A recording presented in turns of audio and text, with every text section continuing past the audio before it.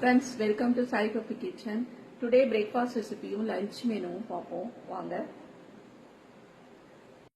இன்னைக்கு breakfast தோசை ஊத்தி எடுத்து வச்சிருக்கேங்க.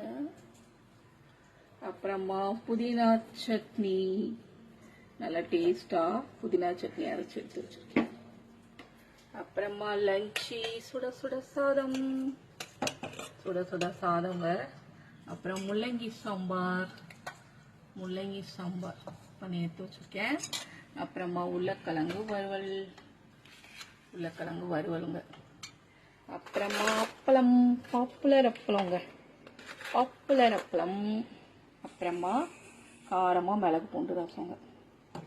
இவ்வளோதாங்க இன்னைக்கு என்னோட சிம்பிளான லஞ்சி பிரேக்ஃபாஸ்ட். நாளைக்கு ஒரு சூப்பரான மெனுவோட உங்களை மீட் பண்ண. ஓகே, பாய்.